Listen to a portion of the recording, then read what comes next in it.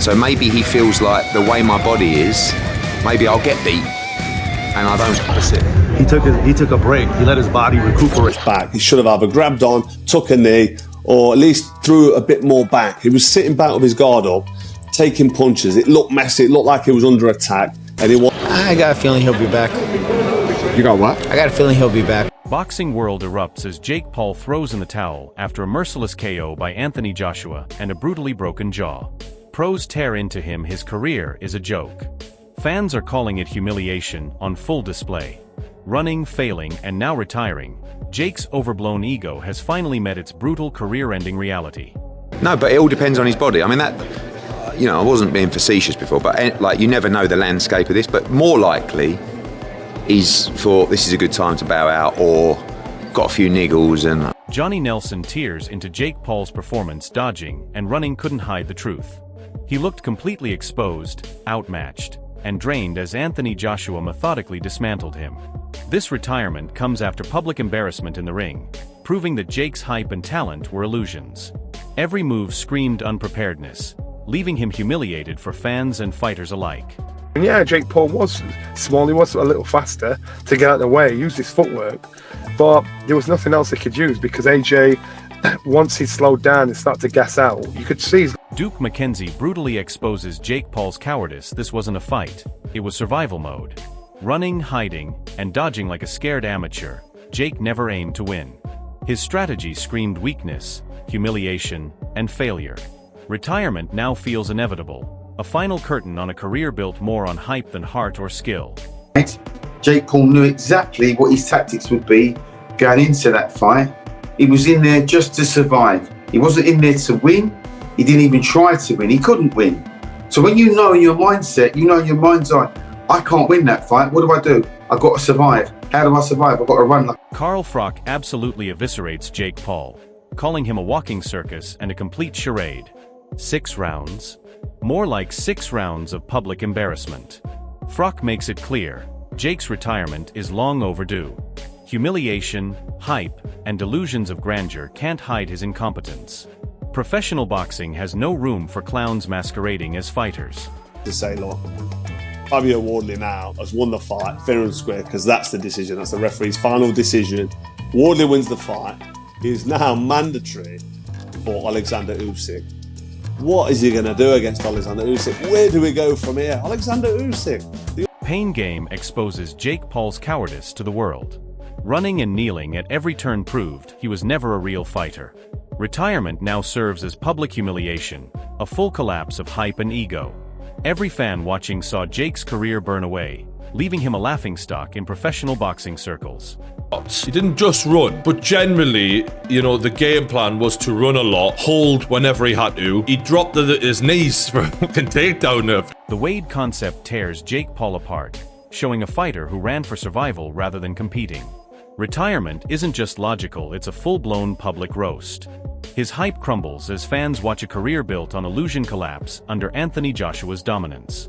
Jake exits, humiliated, exposed, and forgotten. Justified in saying Jake ran from it because he had to. He had to. And anybody that convinced themselves that Jake was going to walk to the center of the ring, stand in the phone booth with AJ, and trade punches until someone laid flat, you were... Jake Paul seriously injured highlights the catastrophic end to his hype-filled journey. A shattered jaw and brutal knockout make retirement inevitable and humiliating. What was once clout-chasing bravado is now public ridicule, cementing Jake's legacy as a fighter who never belonged in the ring with a real champion. I think my jaw is broken, by the way, so... Yeah. Let's go! It's definitely broke. But, man, that was good.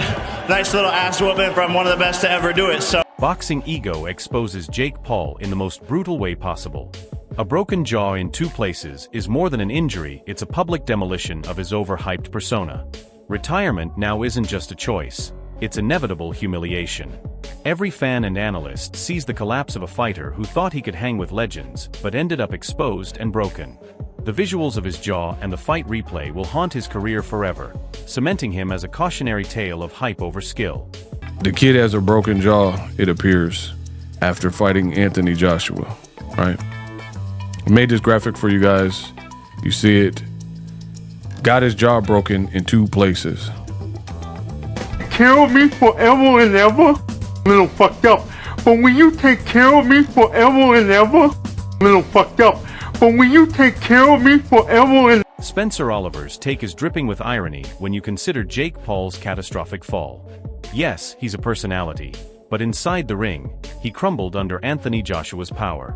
Retirement now isn't just a step back, it's a humiliating confession that hype and ego only take you so far. Jake exits with a shattered jaw and shattered reputation, leaving fans debating whether he ever belonged in professional boxing at all. The big character label now feels more like a circus act, and his so-called talent has been brutally exposed for the world to see. It's not just that he's a big personality and he sells fights so well and he's a big character and the press conferences, the build-up to fights and what he delivers in the ring. The guy is a serious talent and he'll be missed when he's retired. That is. Eddie Hearn frames Jake Paul's retirement as a PR spectacle, but let's be real, the brutal KO and broken jaw left him no choice. His career hype collapses under Anthony Joshua's dominance. Fans aren't mourning a loss of skill, they're witnessing a public dissection of ego and bravado. Retirement is a shield, not a victory, and the boxing world will remember Jake not for talent, but for how quickly reality caught up with him. Obviously for British fight fans, because we've got a chance to make the biggest fight in boxing, but you know, if that is the last we see of him, he's had a great career. I doubt it, but you know, it's always best to come into retirement to make sure someone pays you to come out of retirement.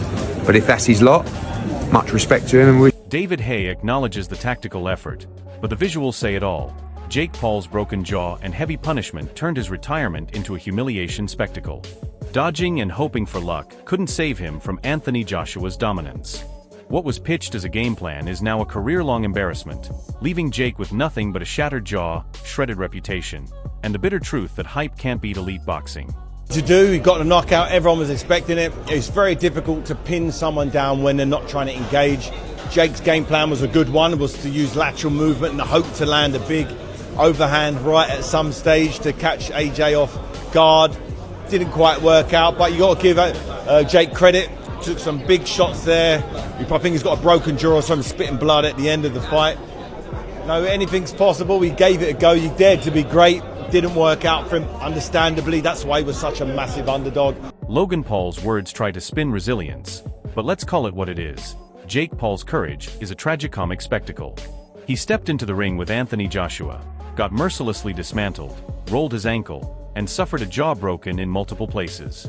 Retirement now isn't earned. It's a desperate escape from humiliation.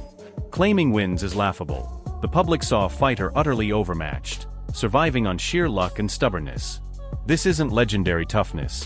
It's a circus act, a nightmare replayed across social media. Logan may praise heart, but the boxing world only sees a career crumbling in real time, ending with the ultimate fall from grace, a forced, humiliating retirement. AJ, in my opinion, won 4 of them. People argue that. He at least won 3. No one expected him to last that long. Rolled his ankle, broke his jaw, still fucking fighting, man. Like, that's toughness. You know, most people wouldn't have the balls ever to step in a boxing ring in their life. He stepped in a boxing ring with one of the baddest men on the planet. Who's 40 pounds heavier than him, is 60. The Wade concept exposes the brutal truth. Jake Paul's strategy was mere survival, not actual boxing. Every moment screamed panic, every move was hesitation, and the man who once talked big in front of cameras was humiliated in front of the world. AJ's timing was barely challenged because Jake lacked skill, power, and composure. This wasn't entertainment. It was a display of how far he was outclassed, a fighter forced to retreat, dodge, and limp through the rounds. Retirement isn't just a choice now. It's the only path left after being completely dismantled and physically shattered. Fans may call it heart, but the ring showed reality. Jake Paul cannot compete at this level, and his exit is inevitable and humiliating. The whole thing, but I think Jake fought a very, how do I survive long enough to land a right hand type of fight, and it made it a little difficult for AJ to get his timing.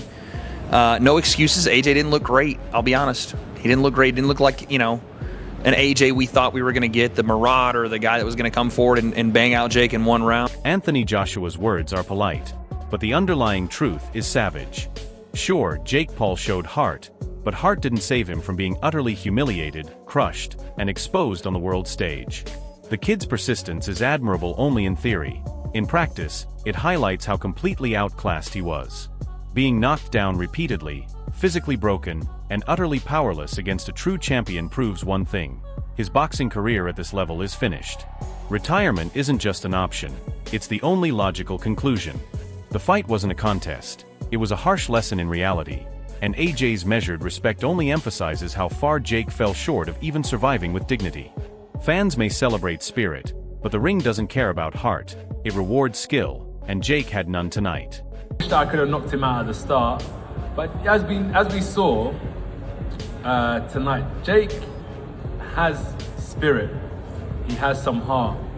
He tried his best, and I take my hat off to him because, number one, a lot of fighters haven't got in the ring with me, and Jake did. The curtain falls on Jake Paul's short-lived boxing journey, and the world has watched one of the most brutal KOs in recent memory.